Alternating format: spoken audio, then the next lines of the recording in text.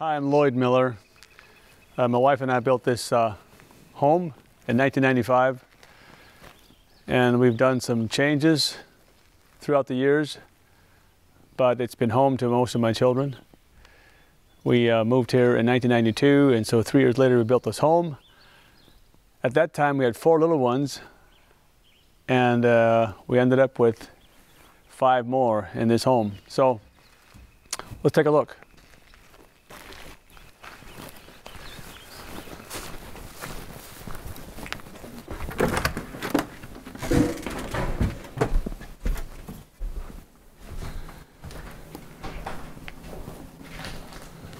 What we were looking for when we designed it was we wanted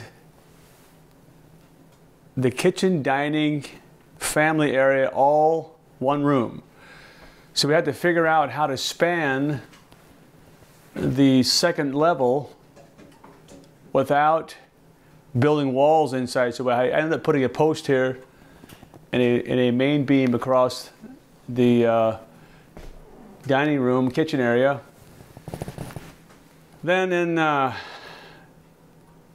2005, we decided we needed more space.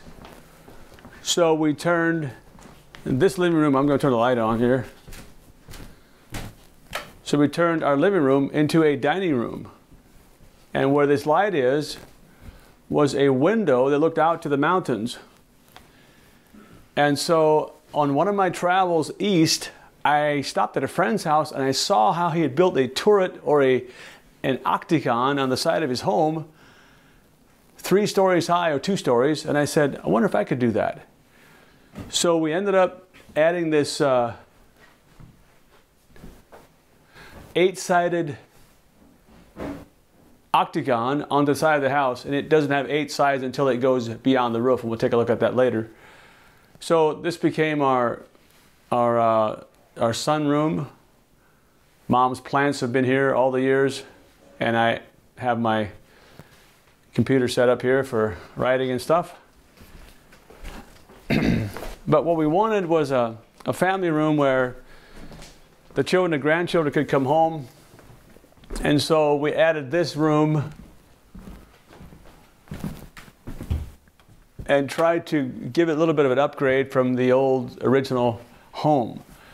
When we originally built the house, the goal was to have a practical home with 2 levels where we could put bedrooms upstairs for the children, and it was a typical Amish way of doing it. You would never have an open beam ceiling. That would be a waste of space. But by the time 2010 came around, 2005 actually, we designed this family room with an original design on the fireplace.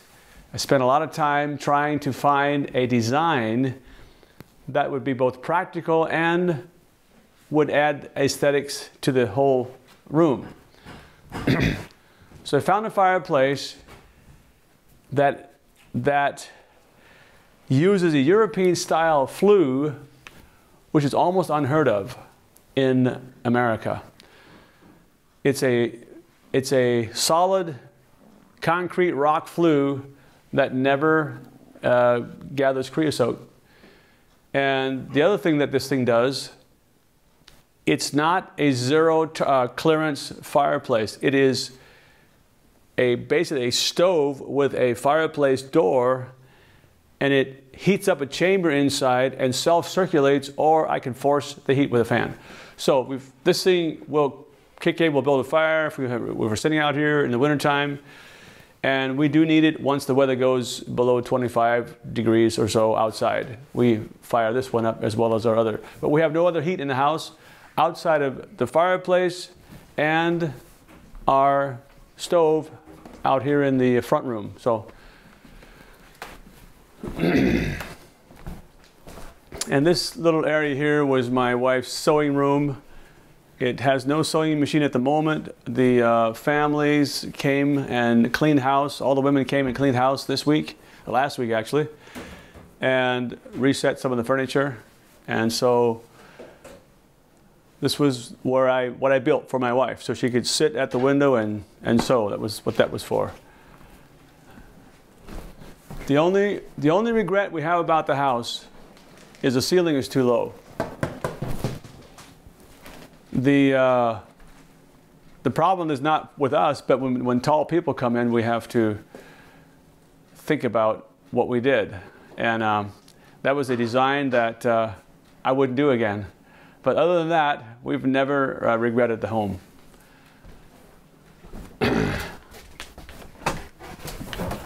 Bedroom and bathroom in this area.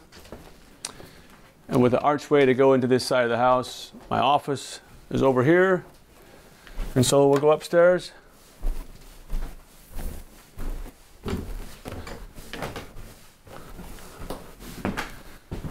I always use wood railing, but this time I said, when I redid the stairs, I said, I'm going to put a wrought iron railing in there just because I can. I felt like we need to get some different taste in the home.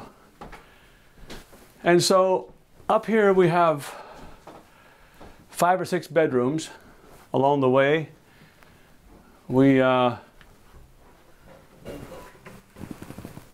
have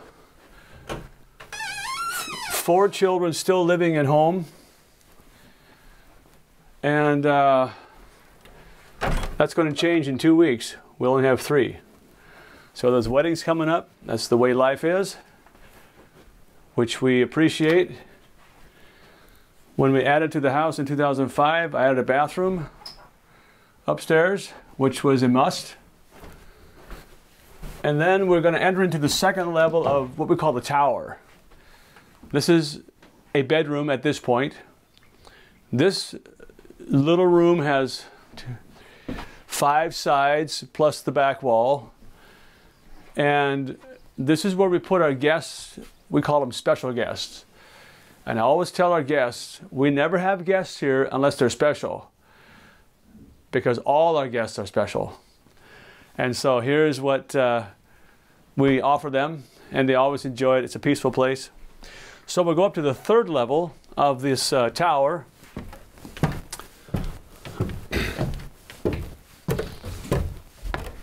And we call this our prayer sanctuary. We don't spend a lot of time up here, but if we need a quiet place, and if we need to get alone, this is the place to come to. And the one thing that we realized when we built it, in order to look out the window, you actually have to kneel down to get the view, which is a posture of prayer. And when guests come, we want them to have access to this. So we're overlooking the garden and the orchard and the pasture and the field and so on. So we built this just because we could. It was kind of an afterthought. Now up here, this thing goes 8 sides all the way around. And we wanted to be creative. We just decided, you know what, let's just do something. Let's just continue going up. And I had the guys at the log yard build the kit. When we added this room out here, this roof you can see, that's our cathedral living room where the fireplace is at. When we added that onto the house, we built this tower at the same time. And the guys took my design and built it precisely. We brought all the pieces up here and it fit perfectly. It was amazing. We even took, at that time when we added the tower and the living room, we took one half of the roof, one side of the roof off, the old house off. We raised the back wall so we have standing room for the bedrooms. And they pre-cut everything at the log yard. And when we brought it up here, we put it all together and it fit perfectly. So it was a good experience.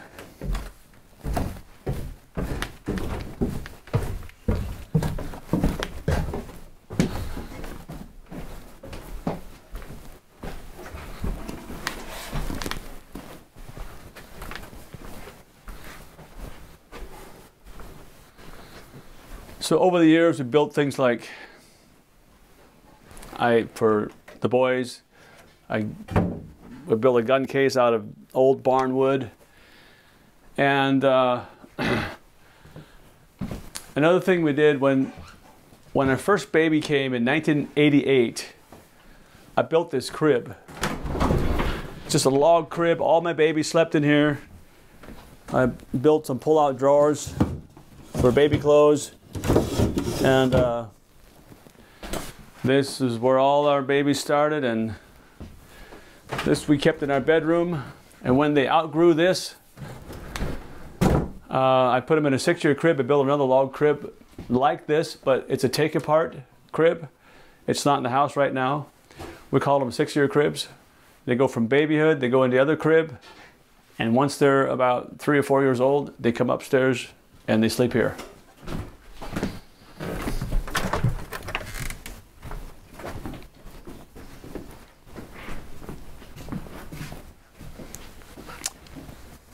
Here's where we'll do some barbecue and sit out in the patio, and where we can see the mountains.